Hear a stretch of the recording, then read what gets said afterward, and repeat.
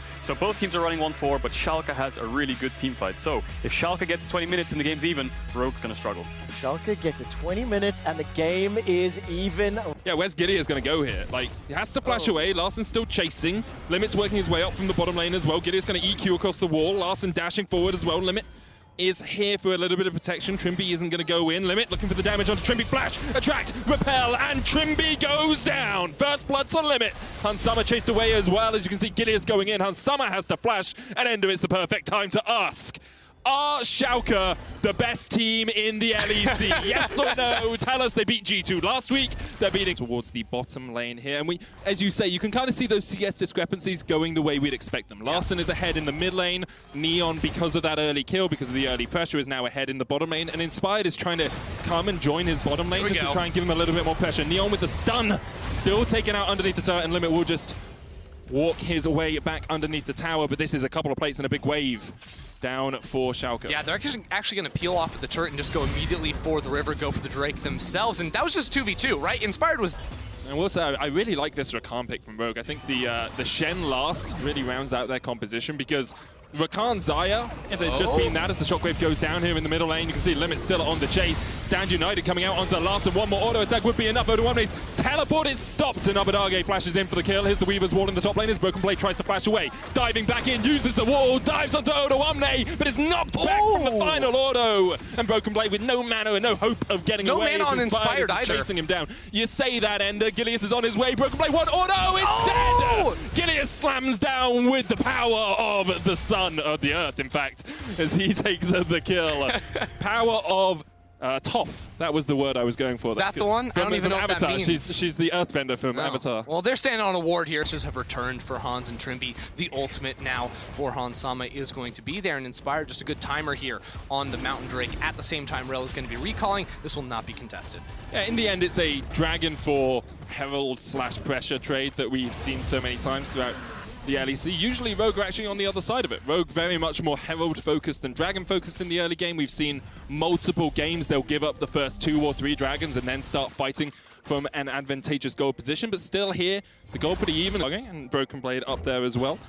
Unsurprisingly, it's the supports at the bottom, and you cry for them. Dude, you gotta get over it. You gotta get over it. Here, Trimby's making a play. He is as Gideas jumps in. The quickness coming out. Trimby trying to get away, but there's the Cataclysm. Gideas has to flash away, and Hunsummer puts the feathers in the back. The Shockwave finds 2, though, as Hunsummer uses the Feather Storm to try and get away. It's a 5v4 brawl now in the bottom lane. As you can see, Neon, unable to get anywhere near this fight, was farming underneath the tower. Rogue forced away. Yeah, Schalke are really hoping to get an advantage, which may be able to catch Larsen in rotation. He's not going to expect this at all, and Broken Blade does a lot of damage with the Triforce already finished. Hextech has the Hextech automation as well. Broken Blade looking for it. Larsen takes the safest route he can, hugging that wall. Neon looking for the steal here, isn't going to be able to get anything across the wall, and you can see Rogue actually...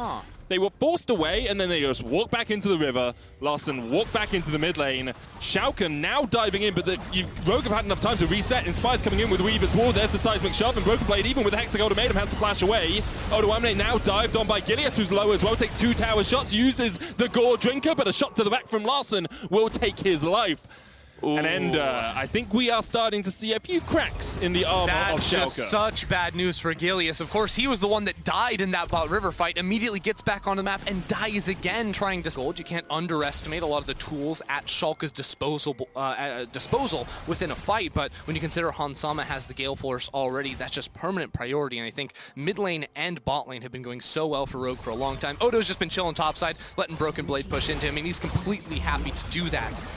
But even this Herald take is, of course, going to be a cross-map trade because that bot lane tower is going to go down, so that will just result in a net neutral at the end of the day. But is it even? Because with all this bot side vision in the jungle for Rogue, even as Broken Blade gets lower, I mean, he's not even going to be able to farm. Talia is really effective in these turret pressure situations with her W. Can just instantly knock you back if you time that right with a minion here. So again, it will be a turret trade once more. And if we actually look back to it, the Rift Herald that was taken by Gilius was supposed to net a turret in exchange for that bot lane one, but it didn't. It just got a lot of damage, so weren't even able to fire back. A little bit of gold in their pockets. Of course, post-turret plates falling. This turret's not worth a whole lot, but every little bit counts here for Schalke as they try to get closer and closer to Rogue. Drake is going to spawn, and even Larsen, he's basing, so he can finish off a Kraken Slayer, and then he's going to TP back. TP's into the mid lane. Rogue lose control of the river for the moment. Odo is working his way up. Schalke going to try and clear out this wave and push Rogue back towards their tower. Top lane tower is going to fall to the minions. Red turret goes down. As another tower goes in favor of Schalke. 2,000 gold between the two teams. Odo has control of the bottom side of this, and Schalke are the ones being forced back. In this sort of situation, this sort of choke is so difficult against the Taliyah and against the Rakan because you just get locked down. Yeah, and you're going to have to track Broken Blade's flank in this one. I think Odo's doing a great job of trying to push him away, but he might be caught himself. Neon goes in. Inspire's going to get dived on. Neon dives all the way onto the back line as the Cataclysm comes out the quickness, and you can see Trimby trying to dive onto the back line as the shockwave hits two. Odo Omne's low as well. Broken Blade still alive. Limit going down, ticking away. Neon going down as well. Hansama with the Feather Storm trying to do what he can. Abadage still alive on the back line as the Attract Repel has been procced onto him. Summer flushes in. Broken Blade immediately dives onto him, and that was too greedy. That was too deep. Hans Summer as Rogue try and clear up the dragon at the end of the fight. Hans Summer jumped in way too soon because Odo had actually based. He wanted to TP back into the minion wave and bot lane and get that flank off. And if he had time to do that, it would have been absolutely nuts. It's still the Drake at the end of the day for Rogue, as somehow they are just blitzing down these objectives time and time again there. And that fight was just sort of all over the place because it looked like Schalke had a really good pick, but Odo Omne, even in the front line, Twitch chat is writing. We know what Twitch chat is writing now. Heck W. Heck W, lowest number. Poor guy. He just can't catch a break, man. Gilius, God of Java. Whoa. Dive into the backline. Cataclysm coming out. Remember, Hansama doesn't have a flash as Neon gets the kill on Trimby, and Hansama is the target. Hextech Ultimatum will help them get the kills. Inspires down. It's a double for Neon.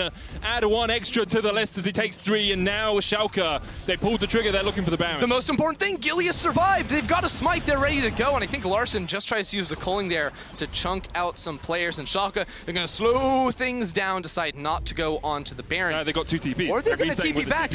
And are there TPs to respond? No, Inspired in 20 seconds has a Weaver's Wall, but that is not going to be soon enough. Odo, what can you do in this situation? If you can get a good taunt off, Larson can open up with the big guns with the light slinger. Odo trying to step into the pit, but Rogue have given it up. Baron to Schalke, and with it, a 1,500 gold lead 23 minutes into this game. Just a great decision there from Schalke, knowing their engaged tools are so powerful, and like we were expecting from Rogue, trying to split up, play those side lanes. Schalke, even after losing... Pushing down there as the rest of Schalke move up towards the mid lane. They've got a tier 2 here for themselves. Hex Flash coming out from Limit, looking for Larson, but Inspired will spot them out, and this should just be a bit of a chunk on the tower as Broken Blade continues in the bottom lane. Yeah, for Schalke, this Baron is all about taking, these turrets when they can and not dying in a side lane. Broken Blade is able to slip on out to safety, but also taking all these jungle camps from Inspired, right? Inspired has done such a good job of farming up, maintaining this advantage over Gilius. Some nice chip damage goes on to Limit, but now with the Baron gaining over that area, the Baron buff is dying away, so now Rogue's transition is going to be, well, we need vision on our top side. After we lost our mid-inner turret, well, that creates so much pressure on all of our jungle camps. Once you lose your outer turret, it usually means, well, that's going to be trouble for your Raptor camp, your Gromp camp. But once you lose inner, now your Wolves are in play as well here. And with no wave clear on the bot side, this turret might fall as well. Now, Schalke know that Larson was still in the top lane for a little while. Trimby stepping forward, jumping in. This is a 4v4 as Abadaga is in the mid lane. Turret should fall, just needs one more auto attack. Gilius tanks up a couple of tower shots as they push forward for it. And I believe Schalke got about 2,500 gold out of that Baron power play. I mean, for the first, 24 minutes, it seems like Rogue was always in the gold lead.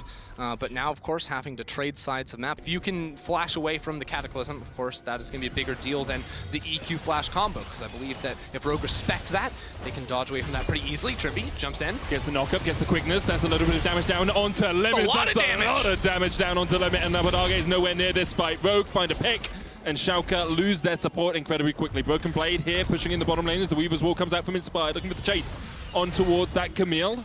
Broken Blade, don't know if she has the wall dive. She does, as she dives away. Flashes back in, here's the TP. Schalke looking to try to take a trade here in the bottom lane as Abadage joins the fight. Inspired, Stand United onto him. A killer instinct from Neon, but the Stand United keeps Inspired alive until the shockwave comes down. And here's the rest of Rogue, Medic. They're here to party. Larson and Trimby are ready for the fight. They don't have Hansama. He's fighting Gilius in mid. I mean, they don't have a huge amount. Larson's going to pop the culling, but Neon and Abadage can actually win out this 2v2 trade. Odo Omne does have the TP, and I'm looking to see if there's any wards behind Schalke here. Gilius almost died in mid lane. He's on 1 HP, and Hansama's just pushing that lane. He doesn't have a care in the world with that Gale Force. Hansama all of a sudden becomes a 1v1 Inspired alive, and then, of course, Inspired out of the zone. There's still a shockwave there, which is tough to deal with. I will say the start of that play is kind of why I like the Rakan into the Rel matchup as Rogue just start up the Baron here. I'm not going to get to talk about Red at all because Rogue have already got this down to 3,000 HP and Schalke are nowhere near it. Broken Blade isn't here. Gideus tries to get in. There's a Cataclysm. Shockwave comes out as well. And the damage is huge. Magnet Storm doing a huge amount of work as Larson and Hunsummer try and get away, but Broken Blade's on the chase. Featherstorm, Flash, Hextech automation. Gilliam's still diving onto the back line as Killer Instinct comes out as well, and Neon is on the chase here as Broken Blade dives in once again. Schalke in a 3v1 will find the kill, and Rogue, you got the Baron, but you paid for it with your life. They lost every single buff, and Schalke only lost one player. Schalke, they've got time too. They're going to march this minion wave up mid lane, and that may very well be the game.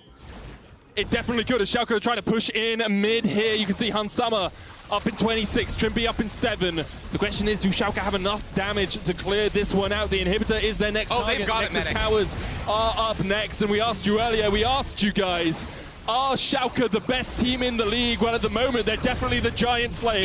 Yep. Last week, yep, Bazenda says, and this week they take down the undefeated once again. Schalke defeat Rogue. How about that? Rogue with a big lead for a long